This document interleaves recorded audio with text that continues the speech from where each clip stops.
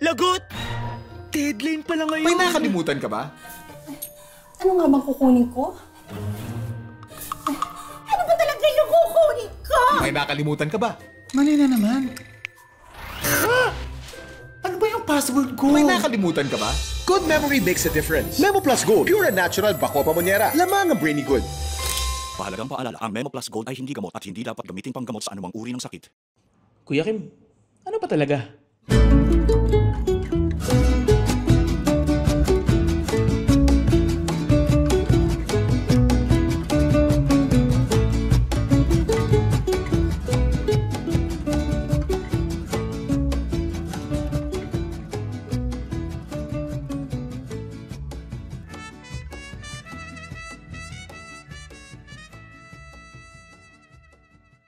Magandang araw sa inyong lahat. Welcome to Ano Ba Talaga with Kuya Kim. This podcast is brought to you by Spotify PH and the Pod Network. Kung first time niyo pong napanood o napakinggan ito, pakirate lamang po ng podcast natin. May 5 stars yung taas, lagay niyo 5 stars. At please follow us para mas marami tayo, mas masaya. Sa podcast na to, lahat pwede natin pag-usapan. We can talk about anything under the sun. Dapat after listening or watching this podcast, may natutunan kayo, nasiyahan kayo, na-inspire kayo. Dapat merong audience takeaway. Ang guest natin ngayong araw na to, isang malapit sa puso ko. I work with her halos araw-araw. Ito pong taong ito hindi lamang maganda. Ang puso po nito ay talagang sobrang bait at sobrang laki. Ito pong taong ito very talented din. Sobrang nakakatawa kahit hindi nagpapatawa. At ang galing umarte. One of the rising stars of GMA, ito po si Herlene Budol. Herlene, ganda na intro ko, no? Ganda na intro. Kinakabahan talaga ako, Kuya Kim. Ba't ka kinakabahan? Parang first ganito ko to na ganito yung setup na parang... Ito ang pinaka-first podcast na ginestan mo, di ba? Ito talaga. Wow, kita nyo naman. What an honor. Pinakaunang podcast na pinuntahan ni Herlene. Wala talaga akong napupuntahan. Kasi meron naman malalapit sa puso ko din talaga sila Sir Alex, sila Miss Cara. Hindi lang nagkakataon na schedule. Talaga hindi nagkakataon ng usapan. Pero ito perfect timing talaga, Kuya Kim. Pero ano ba yung suot mo ngayon? Parang kakaiba. Ikwento mo nga. Very you. Oh, Very you.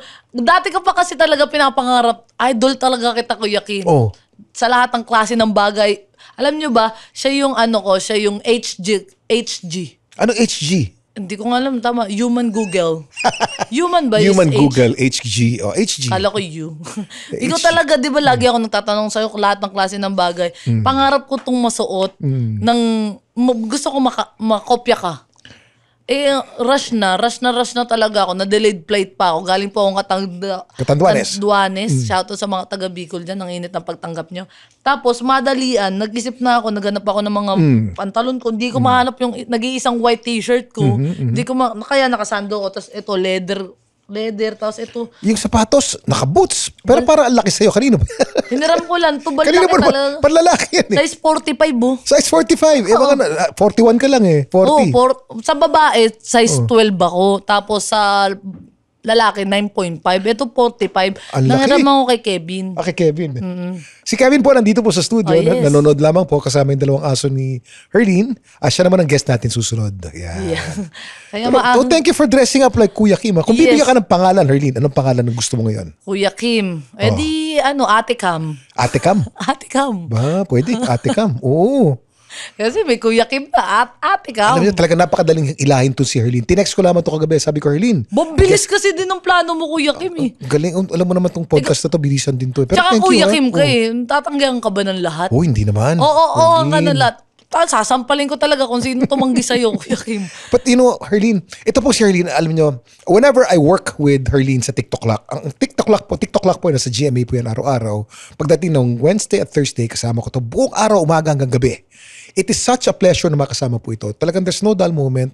Natural na nakakatawa ka, Herlene eh. Wala ka pang ginagawa, natatawa na ang marami sa'yo. Effortless ang comedy mo eh. At the same time, pag nakilala niyo po itong taong ito, napakabait po nito. Ang bait-bait mo, sobra. Hindi naman. Meron din ako mga kasalbahihan sa katawan. Tsaka ako din yung tipo ng taong kapag mabuting ginawa ka sa akin, Eh di thank you, pero pag may ginawa akong masama, Sasapakin mo. hindi ko babawian. Pero alam mo nang may puntos ka na, alam mo nang hindi mo na pagkakatiwalaan, yung ganun. Tsaka alam nyo ba, ito yung mga number 1 na hindi ko makakalimutan na payo mo sa akin, Kuya Kim, na yung yung pa rin, yung wag mong pangarapin maging superstar, kaya wag ka magbida-bida. Kailangan pangarapin mo yung tumagal sa industriya. Tumagal. Tama yan. Kasi ilang taong ka na, Kuya Kim, sa 21 years na. 21 Sabay kami years. ni Mamang Pokwang eh. Di ba? Oo. Para sa akin, yun yung isa sa mga pinapangarap kong marating ko din. Yung maging kagaya yung mga... Napag-usapan kasi natin, Herline, ang pinakaunang break sa telebisyon, napakahirap niyan. Talagang yan, napakarami. Sa 10,000, swerte na isa na makakuha niyang break na yan. Mahirap yan. Pero mas mahirap ang tumagal. Kasi yung pagtagal mo, hindi lamang talent yan attitude. Pakikisama. Pag nakita ka ng bad attitude. Wala na. Wala Lahat na. ng ginawa mong kabutihan, mabubura yun sa paningin ng ibang tao. Alam mo, very colorful yung buhay mo, Herline. Kasi unang-una, hindi alam ng marami, ang totoong pangalan mo ay Budol. Nicole Budol. Akala nila nickname, akala nila alias lamang yung Budol. Apelido ko talaga. Anong tunay na pangalan mo, Herline? Nicole Budol, magka-rhyme. Magkarayom. Hindi masyadong pinag-isipan. Hindi kasi yung Nicole daw po, apelido ng lola ko yung dati, Nicolas. Tapos yung Budol, wala, Budol na talaga. Mukhang mapuputol na naman na sa akin kasi wala na akong kapatid na lalaki. Ay. Ako na lang yung isang Budol. Ayun, tatay ko, nakabuntis naman. Tapos babae din yung anak. Babae din. So- Baka naman makabuntis ulit ang tatay mo, may isa pang Budol. Ang daming anak. Pawag na. Ang mahal na mag-CS. CS pa naman yung asawa niya. Oo. Kala mo ako yung kumarat dun sa asawa niya eh. Oo. Itong pangalang Hipon, ano history niyan? Hipon, yun dati sumasali ako ng pageant. Tapos na-carjack ko kasi talaga yung mga magaganda at brainy. Nadaan sa, wala lang, Herlin lang. Edi, sabi ng mga handler, tong inang tubat na nalo yan. Mas maganda yung alaga ko dyan. Oo. Ayun yung sabi nila, hipon naman yung katawan lang maganda dyan, pero yung mukha, bobo pa. Ngayon. So parang, Tingin mo ba hindi magandang mukha mo?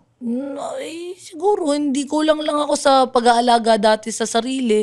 At saka, hindi ko pa alam yung mga tama't maling nilalagay sa mukha.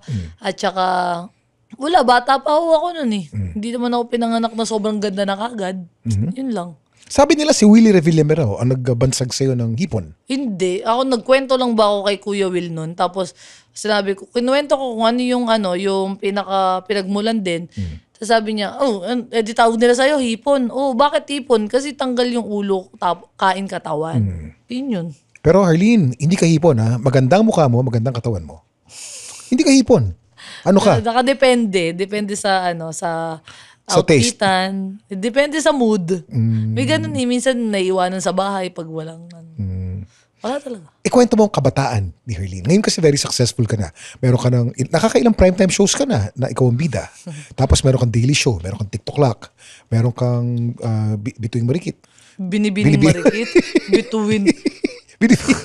Okay na sana yung pag-promote Between Marikit. Ano yung collaboration ng Binibining. Meron kang Binibining Marikit. At isa ka sa mga tanyag na Sparkle Stars na talaga namang up and up, kumbaga. Papanik ang trajectory ng career. Bago ka naging showbiz, paano lumaki si Harleen Budol? Hindi ko naman sinasabi malaki na kagad ako, Kuya Kim. Talagang maliit pa rin ako. Tumitingin pa rin talaga ako sa presyo ng mga bilihin. At saka para sa akin, yung kabataan ko, masaya kasi squatter eh. Pag squammy ka, ramdam mo lahat ng laro. Lahat talaga wala akong napalampas doon. Pero masasabi kong late bloomer ako, Kuya Kim. Parang hindi ko naranasan yung pagdadalaga. Noong mga kabataan, yung talagang walang yang bata, yung talagang Ponas Uhog, Gagamba, Jolin, Pogs, lahat ng klase tumbang preso. Feeling ko nga kami yung last batch nun eh. Lahat ng... Bago pa naging digital, no? Bago na sa telepono. Tapos nalaro ko lahat talaga, Kuya Kim. Lahat ng klase ng laro talaga. Perfect ko yan. Ang hindi ko naranasan, Kuya Kim, yung magdalagay yung parang maglalagay ng lip tint, ganyan. Tapos, magpapaayos ng kung ano-ano. Kasi, nung mga 15 anyos na ako, nagtrabaho na ako bilang payong girl. Payong girl? Sa golf course? Opo. Anong golf course naman yan? Sa East Ridge Golf Course dyan sa may East Ridge. Hindi ka naman niligawan ng mga golfer? Marami. Marami? Oo, pero sinasabi ko, Hindi kasi hapit na hapit yung damit namin eh. Kaso, pumasok ako dun para magpayong, hindi para magpokpok, di ba? Sabi ko talaga sa inyo, parang pinapa-line na lahat ng babae. Lahat sila makakapagpayo na sa isang buong maghapon. Ako pa pinakauna nun Ako yung ang aga-aga ko doon, madilim pa. Andun na ako, present na kagad ako, naka-makeup na ako, full pack, mabango, ganyan-ganyan. Ako yung hindi mapipili. Hindi ka napipili? Ay, hindi yan, talaga. Ganda mong yan, hindi ka napipili? Dati nga, 20, basta 20 back pass years. Okay. So, meron lang akong isang naging player na talagang tumagal sa akin ng sobrang tagal hanggang sa ma-elbow ako, hanggang sa mawala na ako doon. Siya pa rin talaga. Namatay na lang talaga siya. Si Sir Nilo, binigyan niya ako ng cellphone. Kahit hindi ako makapagpayon sa kanya, binibigyan niya akong 300 at saka ng isang McDo na burger. Oh. Kasi nga, walang kumukuha sa akin. So, lahat ng mga leftover, siya yung tumatanggap. Si Sir Nilo. Si Sir Nilo Espiritu, taga Pasig, Evergreen. Namatay siya nung mga 3 years ago. Pinuntahan ko. Akala mo pagpasok ko dun sa may burol, akala mo anak ako eh. OA lang talaga ako, Kuya Kim. Pero alam mo, pagpasok ko dun, yung hagulgul ko na parang, ito yung unang taong nagtiwala sa akin na makapagtapos ako ng pag-aaral ko, sinusuportahan niya ako nang walang manyak yun Kasi Kuya Kim talagang, pag pumasok ka dun sa trabaho na yun, normal na lang sa'yo maakbayan, normal lang sa'yo mahawakan yung kamay. Machansingan. Machansingan, in short, ganun. Normal lang yung ganun talaga. Pero siya talaga, Kuya Kim, parang nandidiri. Hindi naman, kumbaga parang tao ka niya tignan. Hindi ka trabahante. Respetado ka niya. Opo. So God bless his soul. May mga taong ganyan talaga. Opo, hindi ko makakalimutan yun. So lumaki ka dun sa Rizal. Hindi Sa ba? Rizal, sa Ang Angono. tatay mo was a tricycle driver. Tricycle driver po. Kaya Hanggang marunong ngayon. ka magmotor. Dati po kasi utusan lang ako talaga. So namamasada ka palagi. Dati, pag tinatakas ko lang, tsaka pag merong kailangan bilhin sa palengke, ako namamasada ng tricycle. Tapos nanay ko, nandun lang, kapitbahay lang din namin, isang tricycle lang din pagitan. Tapos saan ka naman nag-aral pagkatapos? Sa Tayuman Elementary School, yung elementary, tapos Angono National High School nung high school, at saka nung K-12 na, nag-STI ako, private Uy. na ako. Pero hindi ko kinaya, so lumipat ako sa College of St. John Paul. Doon ako nakapagtapos. Kasi Kuya Kim, ang naisip ko, hindi ako makakapasok palagi Baka mas maintindihan ako ng private na nagbabayad na lang ako. Tapos baka pwede ko minsan iuwi na lang yung homeschool, yung mag-homeschool na lang ako. Kasi Kuya Kim, ang trabaho ko, alak. Waitress ako. Makakuha lang ako ng tip kapag uminom ako. Minsan, isang shot, 500 pesos ng tequila. So, papasok ako ng school talaga, basag na basag ako. Umabot na ako sa point na talagang tanggap na lang ng mga teacher ko na hayaan nyo na lang, kawawa na lang si Herlin, bigyan nyo ng higaan. Libro ang hinihigaan ko. Parang siguro, naisip nila na, paano ko makakapagbayad kung pag-aaral din yung... Kaya nalilito ko, ano bang unahin ko, pag-aaral o pagtatrabaho? Pag nagtrabaho ako, hindi ako makapag-aral. Pag pag nag-aral lang ako, paano ako makapagbayad? So, kailangan balanse. Yun yung mga... Kaya graduate talaga akong bobo, Kuya Kim. Tanggap ko naman yun. Pero willing to learn ako hanggang ngayon. Tatrabaho pa, nag-aaral pa rin ho ako. So, on a scale of 1 to 10, gaano kahirap ang pinagdaanan mo? 10 ang pinakamahirap, 1 ang pinakamayaman. Dati. Siguro nasa lang naman, hindi naman sad-sad sa kahirapan talagang, alam ko may mas taong mas matindi pa rin yung pangangailangan. Kasi ako, nakakapagtrabaho ako, kumpleto naman katawan ko. So, nasa 5 lang ako. Kuya Kim. Siguro challenge lang yun ni Lord na sinusubukan niya kung gaano katagal kung saan ako susuko o hanggang anong kaya ng katawan ko. Anong pinakamatinding pinagdaanan mo nung lumalaki ka? Yung ako lang, feeling ko ako lang palagi. Yung parang ako lang mag-isa. Ganun.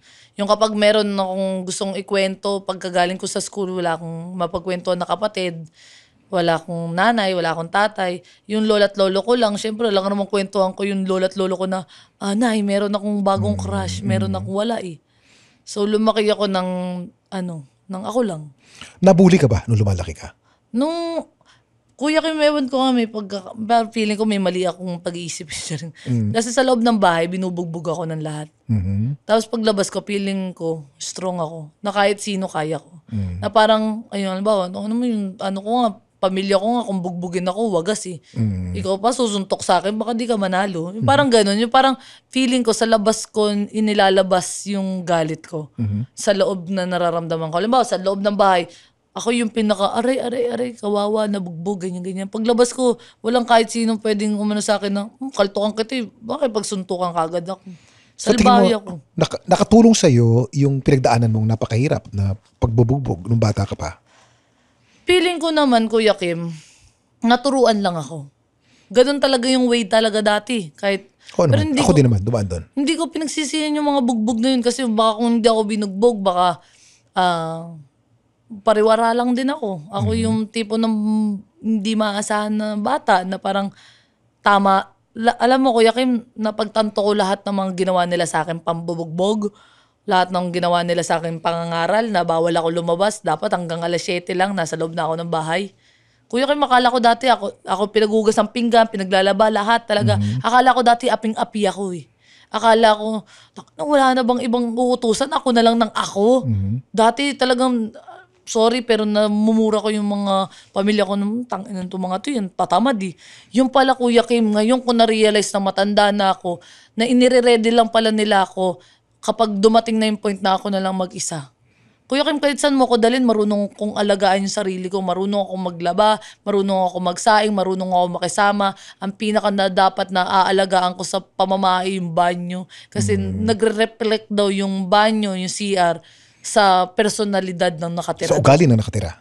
Totoo yan. Kaya yung tatay ko, yung lolo ko, proud na proud ako dun kasi yung inidoro namin, galit na galit yung pag may bahid ng dilaw. Yun yung mga pangaral ng magulang ko na dat pala hindi na ako sumagot. Dat pala mas ginalingan ko ng makinig para din pala yun sa akin. Kasi kakain pala ako ng mag-isa lang sa bahay. Namimiss ko yung mga moment na kasama ko sila. Kasi parang OFW po talaga ako sa Quezon City. Kasi kahit nanguno lang sila, hindi naman ako makakauwi basta-basta eh. Tatawag na lang ako.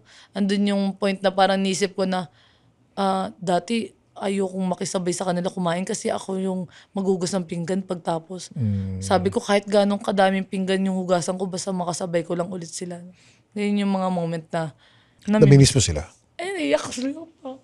Dapat masaya lang to eh, sabi mo yun. Sige lang. Yun. Parang buong buhay ko, Kuya Kim, naranas. Parang ako lang mag-isa. Parang lagi akong longing sa pagmamahal. Kaya dati nung nagkasyota ako, share ko lang, dati nung nagkasyota ako, talagang nung naranasan ko yung pag-aalaga, sabi ko, hindi ko napapakawalan to. Gusto ko yung ganito, gusto ko yung nararanasan ko maalagaan, gusto ko yung may nag-aasikaso din naman sa akin. Yung pala, hindi. Huwag mo hanapin yung pagkukulang mo sa ibang tao. Kailangan, ikaw mismo, mahalin mo muna yung sarili mo bago ka magmahal ng ibang tao.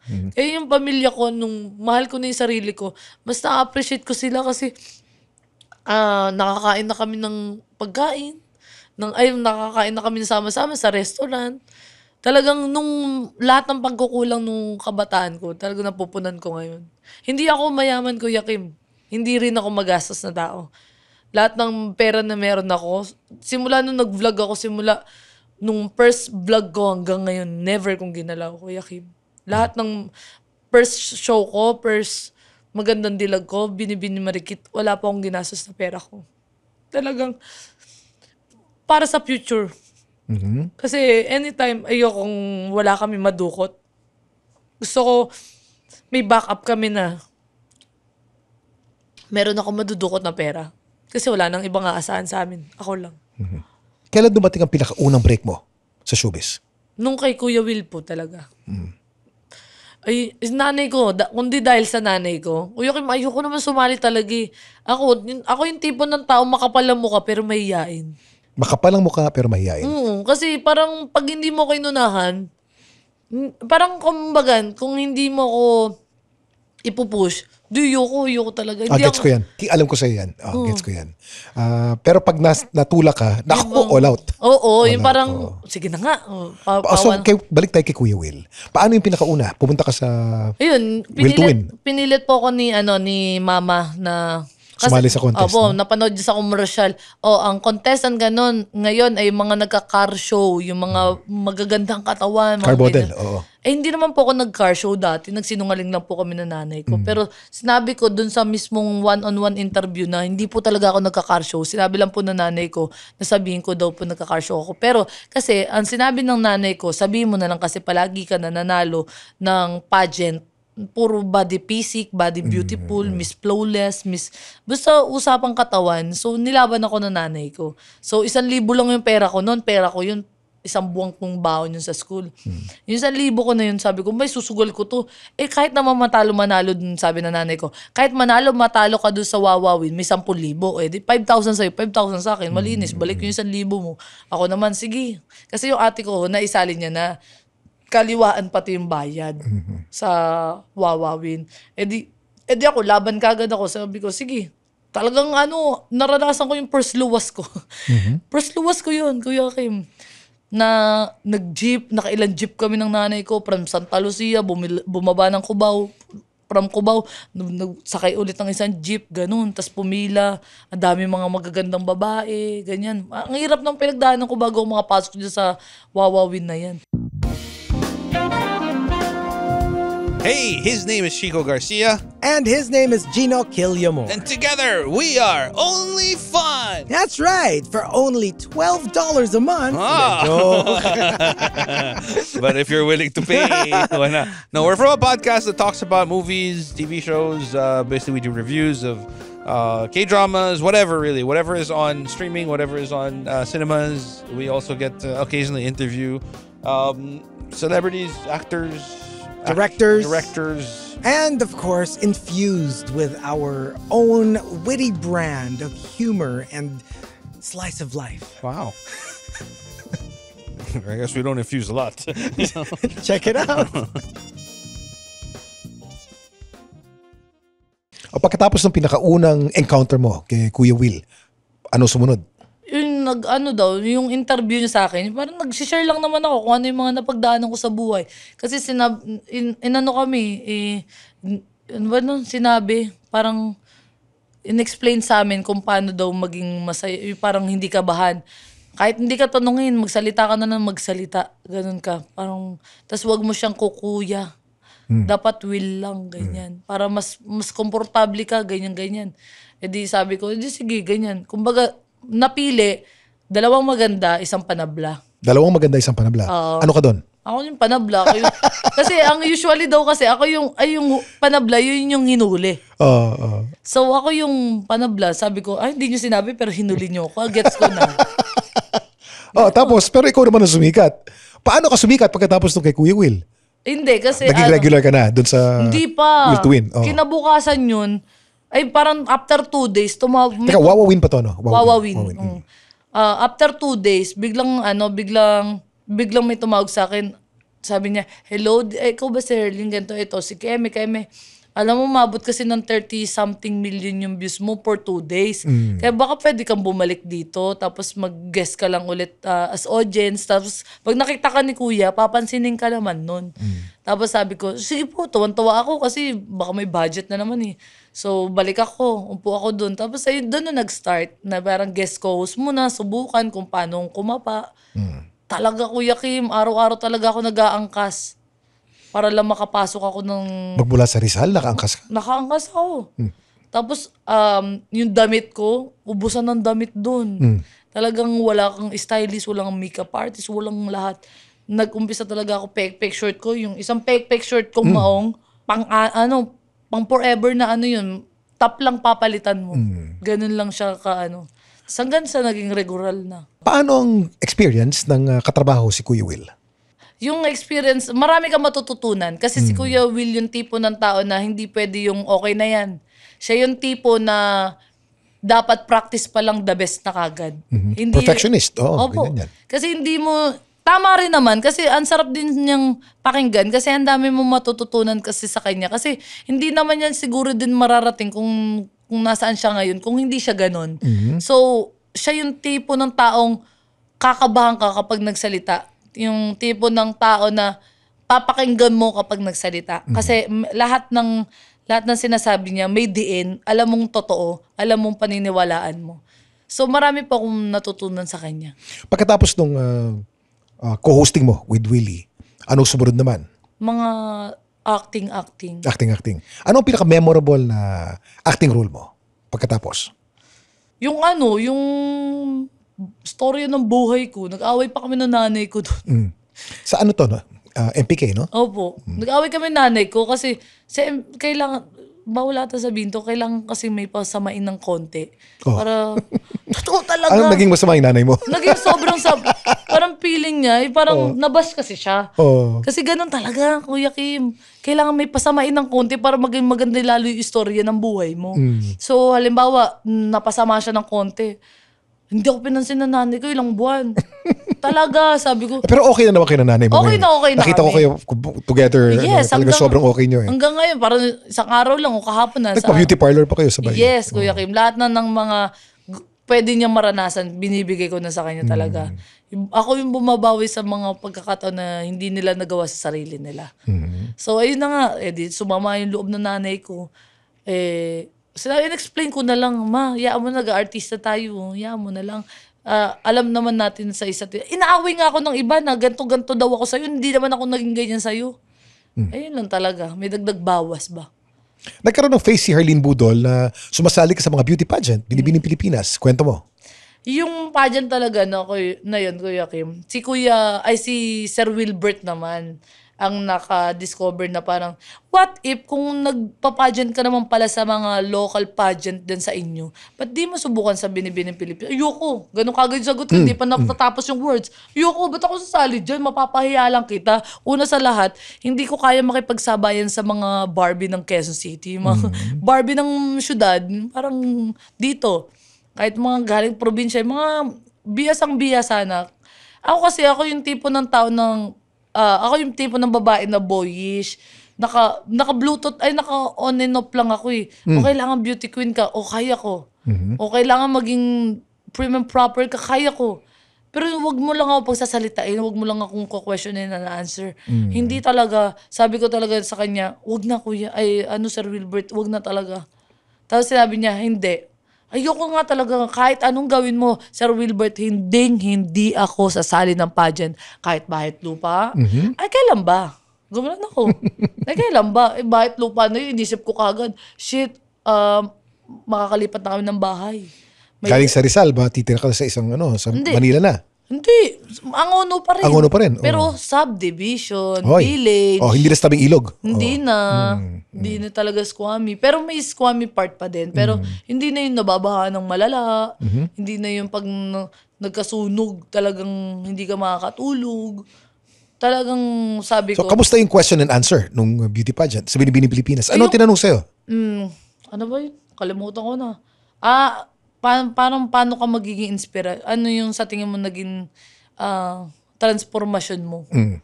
Ang sabi ko, naging transformasyon ko yung maging inspirasyon.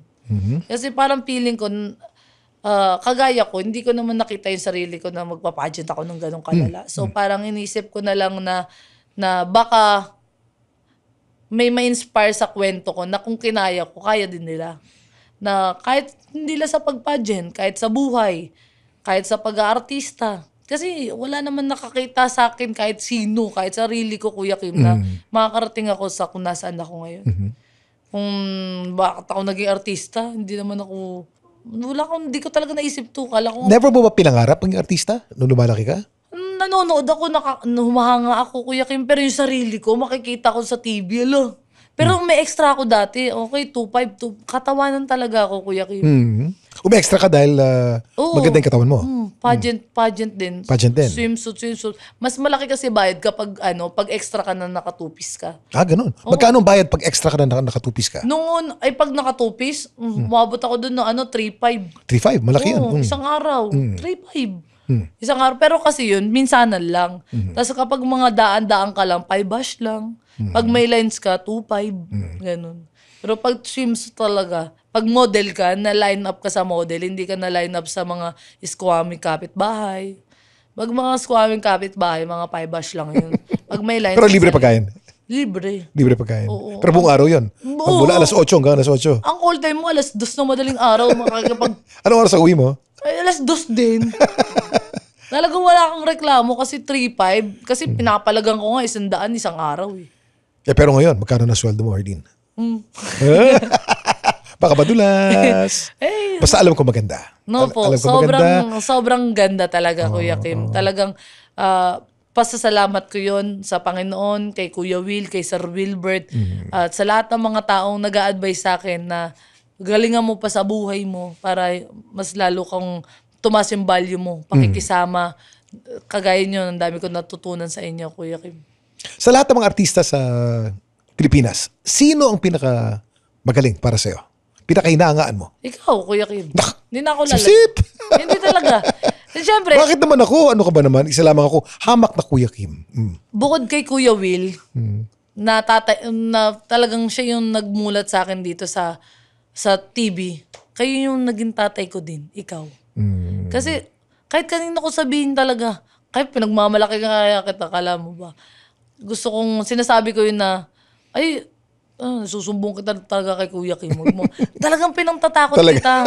Natatakot naman sila. Oo, tsaka alam mo parang, alam kong parang feeling ko, talagang ikaw yung tatay ko dito, na parang hindi ako magagalaw ng parang, hindi ako mabubuli ng kahit sino dahil ikaw yung tatay ko. Hindi talaga. Talaga. Saka, sabihin natin sa mga followers natin, alam niyo po, si Herlene and I, partner ko po, workout partner ko po ito. Pagka meron siyang free time, kami po ay nag-workout, crossfit kami doon sa Metcon. Pagkatapos ay nakatambay kami doon, may community kami doon, tapos kumakain kami together. Meron kami pinupuntang steakhouse doon, murang-mura, no? Murang steak, sarap, no? Order ako doon. Steak PH, oo. Shout out. Ngayon lang, medyo busy lamang si Herlene ngayon eh. Pero Marakit ako mga pyesa-pyesa ngayon. Nandun kasi ang budget. oo naman. Lalo na sa probinsya, tas politiko ang ang sponsor. Ayun, kahapon, galing ako doon. Shoutout nga pala sa mayor ng Catanduanes dyan. Sa Pandan dyan. Kuya Kim talaga, kasi ikaw yung tipo ng artista na miski mayaman, miski mahirap, miski nasa age namin, miski pinakabata, kahit pinaka-iconic ka talaga, Kuya Kim. Walang... Kakalpukan ko talaga kung sino hindi makakilala sa'yo. Kuya Kim, kahit talaga 7 anyos, kilala ka. Kahit yung pinakamatandang 100 years old, kilala ka. Kahit yung mga ka-age ko, kilala ka. Nilalagay ka pa nga sa birthday cake, di ba? Pero alam mo, Harley, hindi ko alam ba't kilala ko ng mga 7-year-olds. Nagugulat ako. Kasi hindi na nanonood ng TV ang mga yan eh. Pero yung makilala ka ng mga 7-year-old, Baka akala nila, cartoons ka. Siguro nga. Kasi talaga maganda yun, ha? Oo. Talaga. Kasi kala mo, kahit ako, Kuya Kim, tingin ko din sa'yo nung unang cartoons. Parang ikaw din si Mel Chanco. Kasi parang si Jessica So. Parang ganun si Mike Enriquez. Parang feeling ko sa inyo talaga, hala, parang hindi kayo totoo, ganun. Tapos ikaw pa, Kuya Kim, may karakter ka talaga na parang yung sombrero mo. Kaya nga ginaya kita, tinan mo. Alam mo, pag sinabi bang Herlene Budol, kung hindi ko kamukha yun, malalaman bang ako ginagaya nun? Kasi normal na damit lang naman sinusuot ko.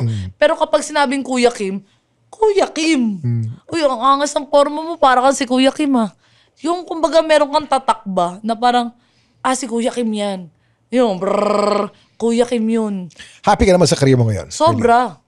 Bakit? Sobra. Ang layo sa dati kong buhay na talagang mahirap pa rin. Wala namang trabaho madali eh. Pero eto yung, kagaya nga nasabi mo, Kuya Kim, yung sahod na ko, ang ganda talaga. Kung yung dating 100 lang, 100 pesos per whole day, pinapalagan ko. Ngayon na binayaan ako ni Lord na kumita ng mas malaking pera, nakakapagpasaya ako ng maraming tao, nakakasama ko yung mga magagaling na artista. Marami ako natututunan. Hindi lang dahil magpayabang. Kaya sabi ko nga sa kanila, Kuya Kim, hindi lahat ng artista maraming pera eh. Kasi lahat ng artista umasa lang din sa hingi. Tama. Sponsor. Hindi lang. Marami sa mga artistang kasama natin, malakas kumita, malakas din gumastos. Oo. Pag hindi na sikat, wala na. Alam mo, Kuya Kim, yan yung isa sa mga advocacy ko. Kasi sabi ko nga, mahirap kumita ng pera pero mas mahirap mag-ipon. Kaya dati, pinag-isipan ko yun, take down notes ko ngayon hanggang ngayon eh. Hipon-ipon challenge. Hipon-ipon challenge. Paano yun? Kasi parang from scratch kasi, syempre Kuya Kim, wala naman ako naiipon na pera dati. So ako, naisip ko ngayon na parang, what if i-encourage ko yung mga kaedad ko or yung mga kahit may edad na or yung mas bata sa akin na umpisa na lang na mag-ipon para it's never too late. Tama. Kasi Kuya Kim, ang hirap ng kumita ng pera. Pero mas mahirap talaga mag-ipon ng pera. Kasi pwede ka magtrabaho o kumita ka 5,000. Ang mindset ba, laging, saan ko kaya gagastusin to? Kasi ganun ako dati. Naisip ko na, yung 5,000, itago ko kaya muna para mas may paglagyan ako sa kanya ng mas maayos. Hindi ko lang siya kayang i-explain ng tama, pero gusto kong sabihin sa lahat ng mga manonood dyan na may kumikita kayo ng regular na pera, iipunin nyo muna. Tapos isipin nyo muna na maraming beses bago nyo iwaldas kung saan nyo ilalagay, kung pang negosyo, pang sarili nyo, pang pamilya nyo. Isipin nyo maigi. Ang galing na mindset mo, Herlin. Ang galing. Nakaka-inspire ka din. Kasi natutunan ko po, Kuya Kim, kay Papa. Sa Papa ko talaga. Alam mo, Herlin, pagsisihan mo na ng maraming beses sa umpisa bago mo pagsisihan sa uli. Kailangan mo muna isipin, tama ba itong papasukin ko? Tama ba itong gagawin ko? Bago mo gawin talaga. Kasi kapag pinasok mo na, tapos sasabihin mo lang, bahala na. Risk taker ka. Pero dapat, alam mo yung susolusyonan mo bandang huli. Kaya sabi ng tatay ko, pagsisihan mo na sa umpisa, bago mo pa pagsisihan sa uli. Trending ka recently, Herlin Namatay yung aso mo. Opo, masakit yun. Oo. Ano nangyari doon? Nung binili ko siya, pero hinulugan ko pa yun, Kuya Kim, mga college ako nun. Bili ko ata 6'5". Ang tagal ko na puno yun, parang 1 taon ko din hinulugan yung 6'5" na yun. Yun yung unang aso talaga na naturing ko talagang akin. Kasi dati nakikiaso lang ako. Anong breed ng aso? Dachshund. Dachshund, okay. Mini, sobrang cute lang niya, sobrang liit lang. Baw lang ng hininga niya. Baw talaga ng hininga ng Dachshund. Sobrang tuwan-tuwa ako na, may aso na ako. Talagang binibaby ko siya. Katabi ko yung matulog. Every first time kong bumili ng cage, na may, talaga, Kuya Kim, sabi ko sa'yo, anak ang turing ko dun. Anak talaga na parang, araw-araw mo siyang sasalubungin. No? Excited ako umuwi kasi may aso ko mag-aantay sa akin. Siya yung unang-unang aso na sumasalubong sa akin. Every time na uwi ako galing school, galing trabaho, yung hindi ako ginajudge, yung hindi ako titignan ng, may alak ka. Yung wala talagang si Toti talaga yung unang asong mahal na mahal ko talaga. Tapos, lahat naman sila aso kong mahal. Oo. Pero ito kasi unang aso Kuya Kim, 8 years old Tapos nung unang bili ko siya sa kanya, mga 3 buwan, nanginig. Nanginig siya, tapos umiihi na siya. Tapos naglalaway siya, nagkalabas na yung dila niya, kulay violet na yung dila niya. Kala ko patay na siya nun yung mga 3 buwan nung nasa akin siya. Yung pala, epileptic siya. May epilepsy ng aso. Opo, ginaganto ko, nanood ako sa YouTube, ginaganto yung yung heart niya. Tapos, parang na-choke siya, tapos umuubo. Tapos parang normal na lang. Tatayo siya na parang wala nangyari. So magmula 3 years old, alam mo may sakit na yung aso mo? 3 months. 3 months? Opo. Gaano katagal tumagal yung aso? Kailan yung nangyari to? Mga last week lang Opo. Na po siya sa akin? 7 years, 8 years. 8 years. Opo. Bata yun para sa aso. Opo. Kasi ang aso pwedeng tumagal ng mga 15 years, even more. So paano mo nalaman na patay na yung si Toti? Si Papa. Kasi ako, uwi talaga ako ng bahay. Umuwi naman, ayan, kasama ko speaking of aso, dito po sa loob ng studio natin, nandito yung 2 aso ni... Si Pikachu at saka si Tokwa. Sila po Pikachu and Tokwa. Siyempre, yung nagdadala ng aso, si Kevin. Hindi, napakiusapan ko lang kasi nangiram ako ng sapatos. Shoutout sapatos si Kevin yan. Yes. Si Kevin po, co-star po ni Herlin doon sa kanyang serye ngayon. Tuloy mo yung aso. Umuwi naman talaga ako ng bahay. Sa Angono Rizal, umuwi talaga ako doon, kuya. Tapos, edi kainan, ganyan, saya-saya na. Tapos parang hinanap ko yung aso ko. Siyempre, may countdown dyan, may attendance yan saan si ganito, ganito. Herlin, kasi ganito yung balat sa akin ng tatay ko. Herlin, kasi si Toti. So, yung palang alam ko na. Nasaan na, nagwala na ako nun. Kaya bago pa man din ako nag-video, nakaiyak na ako, nakapagwala na ako ng malala. wala na yung iyak ko na yun, pakalma na ako nun, Kuya Kim. Nakita na kita umiyak eh. Ganun talaga, di ba? Oo, todo ka umiyak palagi. Wala akong level 1, level Wala. 2. Level talaga. 5 palagi. Oo. Laging sagad. Ay, sabi kasi sa comment section, ang OA ko daw. Ang OA nung sakit eh. Ang OA nung naramdaman ko, Kuya Kim, para akong nawalan ng... Nakamag-anak. No, sobra po anak. talaga. Kuya Kim, yung sakit, sobrang sakit. Yung tipong uwi ka sasalubong sa'yo yung mga aso mo, kulang na ng isa. First time ko pati namatay ng aso. Kaya yung sakit niya, never kong inakalang mangyayari. Yun yung sakit na yun. Kamusta ka ngayon? Okay ka na? Ngayon po, opo. Kagaya yun, dami nag-offer po sa akin kasi Gusto sana kita bigyan ng aso eh. ayun nga. Masaya po ako doon. Gusto ko naman po talaga. Kaso 9 pa po yung aso ko. 9? 9 pa. Oh. Alam niyo, minsan mas malaki pa nga po yung kinakain ng budget nila kumpara sa amin eh. Sa kanila talaga mahal. Kaya sabi ko, baka hindi ko na mapagtuunan ng pansin kapag tanggap ulit ako ng tanggap ng mga aso magbibigay kagaya mo. Pero sobra ko na-appreciate, Kuya Kim, na willing kang magbigay ng aso para lang ipakalma ba Oo ako. naman. Kaya maraming salamat. Naawa ko sa'yo eh. Diba? Yung iyak mo talagang damdaman ko, feel na feel ko eh. Pero alam ko naman, kahit umiiyak ka, masaya ka naman sa love life, di ba? How is your love life, Herlene? Okay naman po ako ngayon. Ba't ka okay? Okay, kasi may mga taong nandyan para sa akin. Masaya ako with or without shota, ganun. Mas talagang nauna kong malin yung sarili ko. Yung camera na yan, pagbaboy abunda ko, si Herlene Budol yan. Anong gusto mong sabihin kay Herlene Budol nung 10 years old siya? Diyan ka muna, mag-enjoy ka. Ako na bahala sa future mo. Si Herlene Budol nung na-discover ka ni Willie. Galingan mo pa. Baka hindi mo pa itodo. Perfectin mo na, huwag mo sayangin lahat ng minutong nandiyan ka. Si Herlene Budol ngayon. Tibayan mo pa ka. Marami pang pagsubok. Sample pa lang yan. Kalabit pa lang yan. Marami pang pagsubok. Herlene, anong advice mo sa lahat ng mga gustong maging katulad mo? Walang masama na maging katulad ko. Alam nyo na lang yung mga dapat yung damputin na galing sa akin. Hindi ako perfect. May mga pagkakamali din ho ako. Hindi rin maganda yung minsan lumalabas sa bunganga ko.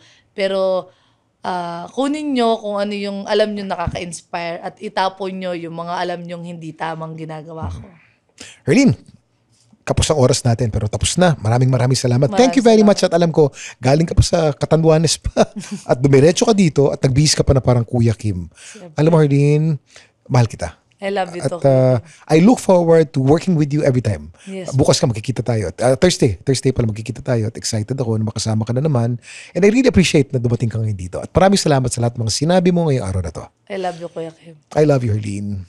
Si Herlene po, sabi nga niya, kung ano-ano lumalabas sa bibig niya, alam naman natin yon. She's herself. Ngunit, kung makikilala niyo na mas malaliman po itong taong to, ang puso po niya ay sobrang bait. At ito pong taong to, wala pong iniisip ito kundi kumayod ng matindi. She's one of the most hardworking people I know in the industry. At yung kayod niya, hindi po para sa sarili niya. Para po yan sa iba. Sabi ko, minsan, dapat para sa iyo din eh. But the time will come na gagawin mo rin yan eh. Pero lahat po ng kayod nito ay para po sa kanyang pamilya. And I love you, Herlene, and thank you very much for coming. Thank you. Yan na naman po, isa na naman pong episode ng Ano Ba Talaga with Kuya Kim. This is brought to you by the Pod Network and Spotify Philippines. Please follow us and please rate our podcast if you enjoyed. Makita-kita na naman tayo. God bless you. See you next week.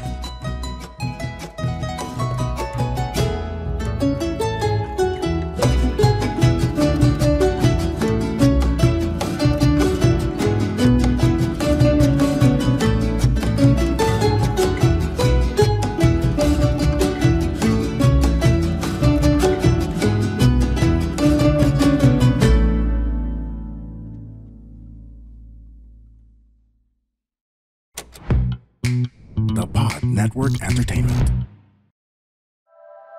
The opinions of podcast creators, hosts, and guests are not necessarily reflective of the official stance of the Pod Network Entertainment, its hosts, or other network programs. The content created by the people behind the podcast is personal and not meant to harm any religion, ethnicity, group, organization, company, or individual.